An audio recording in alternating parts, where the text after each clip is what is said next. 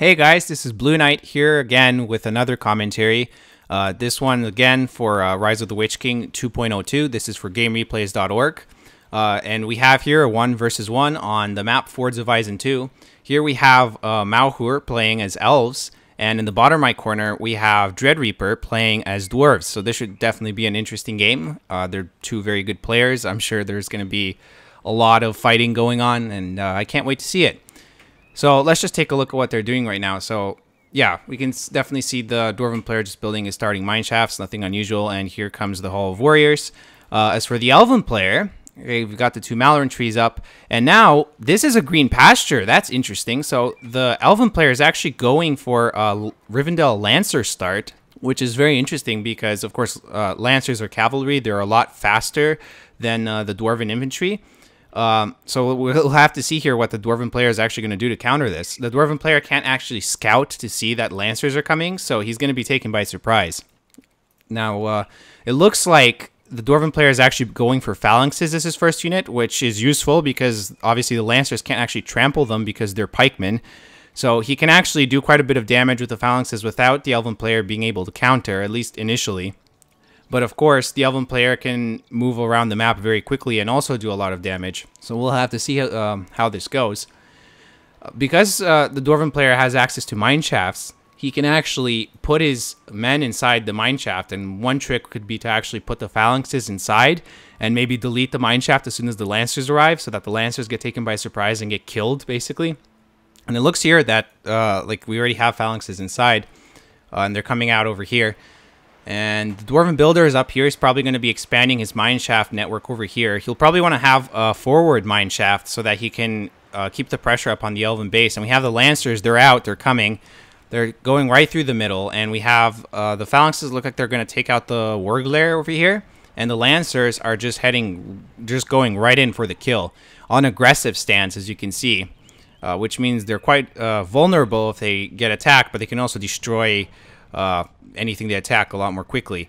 Now it looks like we have Guardians inside, not the best unit to have inside to counter these Lancers, and the mine shaft's been deleted because there was no way that Dreadreaper could save that, and he's going for the next one. And this is important because this mine shaft is right beside the Hall of Warriors and it's gone. He deleted that as well. The reason these resource buildings are getting deleted by the players rather than just waiting for them to be destroyed is because you get some of the resources back when you delete it. So there could definitely be an advantage to doing that. Now we see the third mine shaft is about to go down. The Phalanxes are just kind of running around. They haven't managed to do anything yet. And we have more Phalanxes trying to counter these Lancers. Let's see if Malhur actually reacts fast enough and gets out of there. It looks like he's already lost. Oh, yeah, he's already lost quite a few units. He barely got away with one cavalry unit. He can actually build Mirror of Galadriel to try to heal it and restore the battalion because it's only level 1. He doesn't have banner carriers yet, so he could still kind of get something back out of that, but it's going to take a while. And we have Lorien Warriors, so we do have a Barracks app. We have Lorien Archers being built, so obviously he's going to need infantry if he's going to counter some of those Dwarven infantry. And we see here Guardians and Phalanxes going in the mine shaft. We have a Dwarven Builder just kind of standing there, and the Phalanxes are going for the Troll by the looks of it. And what else is going on here? Yeah, so we still have units being built. Definitely a very effective start by Malhur, taking out a couple of mine shafts, giving himself a bit of an advantage there, but he did almost lose his Lancers. And the Dwarven player is just continually building more units.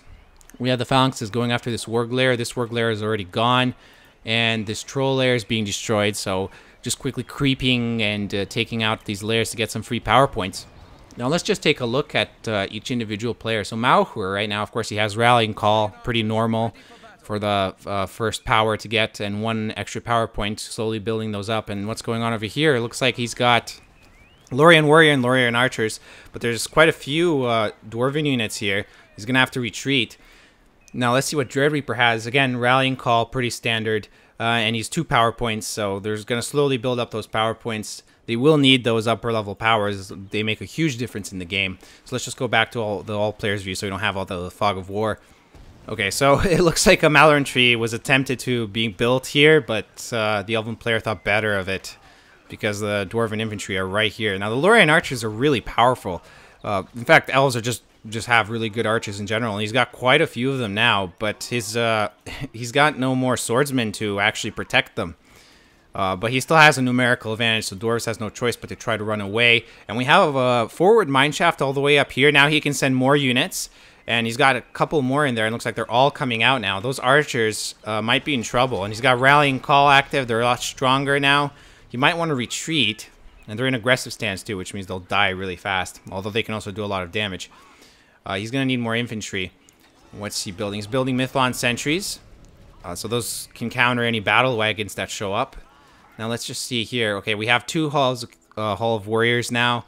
So the Dwarven player can really keep up the spam more effectively. The Elven player only has 1 barracks, so he can't really keep up in terms of infantry, but he can still build Lancers. Now it looks like this Malorentry is going to go down. There's nothing he's going to do to stop that. Unless, yeah, those archers are not going to have time to take it out. Or to take out those units. Now, let's see. Yeah, so he's moving around. It looks like a couple of Malorentries are going down. All of a sudden, the Dwarven player is really putting the pressure on Maucher here. And let's see. Yeah, we still have more units being built. Just he's still going. Haldir is on the field already, so he's obviously a hero. He can help out here. He can switch between his sword and his bow. I don't know why he's in aggressive stance right now. That doesn't seem to accomplish anything, and he's going to be a lot more vulnerable in it. And we have Hobbits. So it looks like Dread Reaper actually captured the inn, and he's building Hobbits here. That's interesting. Okay, so yeah, this part, the north part of the map here is basically under the control of Dwarves right now. The Elven player can't really do a whole lot to stop it. And it looks like Builder's going over here. He's probably going to build another forward mineshaft around down here somewhere, so he can actually attack from multiple sides. This is definitely going to be useful for the Dwarven player. You do not want to give a Dwarven player map control in terms of mineshafts, because those Dwarven units are pretty slow, but if they have mineshafts positioned in useful places, then they can quickly reach your base. Okay, so we still have a bunch of Lorien archers. Again, just lots of Lorien archers right now. That's one of the benefits of Elves, is you have good archers. So I guess what he's going to have to try to do is just do hit and run attacks, attack from a distance, and just retreat if they actually decide to go for him. And he's got archers on multiple areas here. It looks like those phalanxes are going after them. They're in a bit of trouble there. But yeah, there's just so many archers. With infantry, like with phalanxes alone, he's not going to be able to do a whole lot against them. So archers can be quite useful defensively. Obviously, you can't actually attack the mine shafts with those archers. He looks like he's using Haldir and some Guardians for that. Or Haldir, I should say. The Guardians are Dwarven units. Okay, so it looks like they're all going into this mine shaft here. I wonder where they're going to come out. And this Warglare is also going down. Here we go. We've got a mine shaft over here. It might have helped more to have the mine shaft perhaps face the other way, so that they don't have to go around when they exit, so that if the Elven player attacks the mine shaft, they don't come out and then have to go all the way around to attack.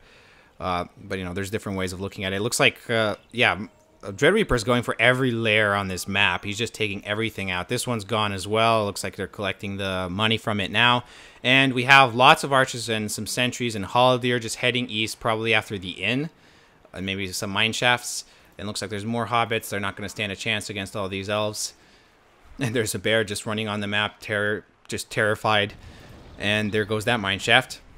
And another one's coming up. I wonder if he has some units ready to come out. Haldir's just there by himself right now. It doesn't look like he does. He is building more, well, actually these are badly damaged phalanxes. But he's still building more troops here. And let's just see what the situation is here. Yeah, so we still have the same number of unit production buildings. Lots of dwarves over here. That's why he wasn't sending them over there, because they're all making an attack against Maucher's base here. Lots of hobbits and lots of guardians and phalanxes. And we have Prince Brand, who's level 2, so he can use his slam shot ability, which I love that ability. It's just really fun to play around. You can just take out a whole bunch of guys at once. And hobbits are being summoned. It's not the Elven player who's summoning them. Certainly, it's the Dwarven player. So Dread Reaper just added more hobbits here.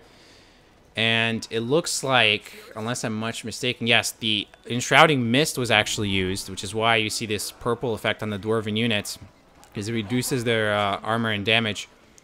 And now we have wall hubs being built around the fortress. Evidently, Malhur senses that this is a pretty big threat. And the barracks is already down. So that's very bad news for the elves. He cannot build any more infantry. And he's not going to be able to do a whole lot with lancers unless he's... Well, in this case he can because there don't seem to be any phalanxes around. But, yeah, it looks like he can counter it. I don't know why there are no phalanxes in here. Possibly they've already been destroyed.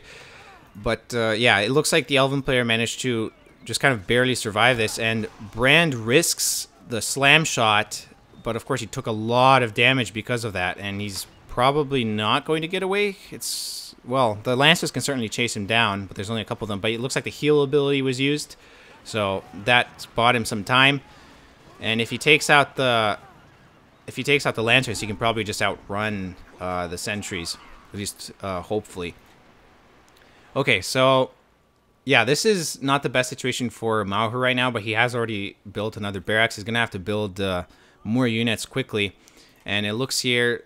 yeah, we still have Guardians and Phalanxes being built. We have Gloin, who just got brought out onto the field. Great at destroying buildings. So hopefully we'll see him get some action as well. It looks like this mineshaft is going to go down, and it's down, but not before some phalanxes came out. Now, let's see. Yeah, these phalanxes are not going to do a whole lot of damage here.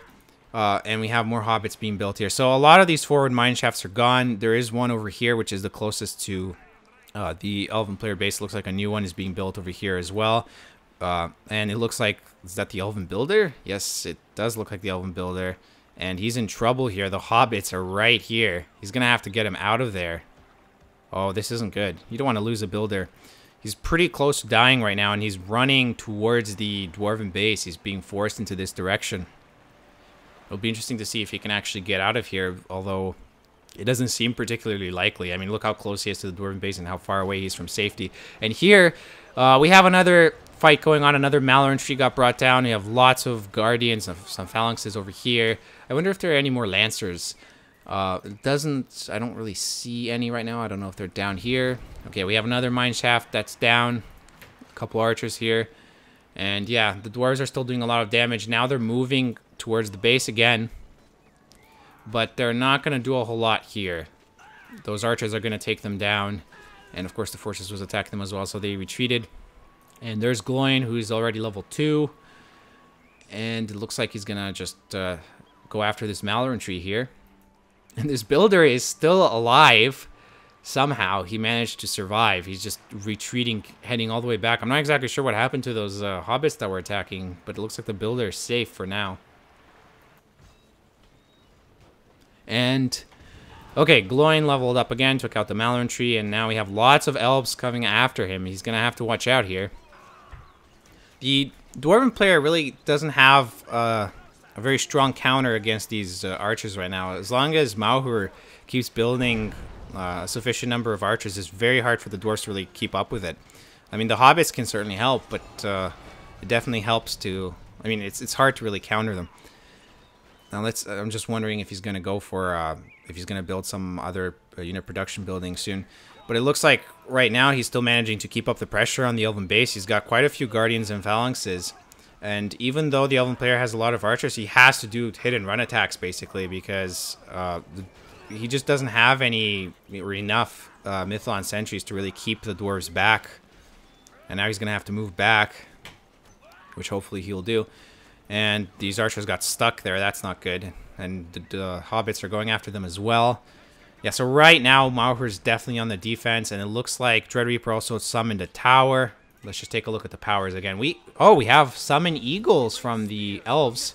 This should be interesting. If he times this right, it could make a huge difference. And they've just been summoned, and right here. There we go. So they can take out the tower. They can kill a lot of these units. Keep in mind, of course, the Dwarven player doesn't really have much in the way of ranged units, so he can definitely... He's definitely in trouble here with these eagles. And it looks like Malhur survived yet another attack. Now, just quickly to go to the Dwarven player. Yeah, so we have Rallying Call, Heal, and Hobbits, and the Lone Tower summon. So the Elven player is the only one who made it to the next tier in the power points here.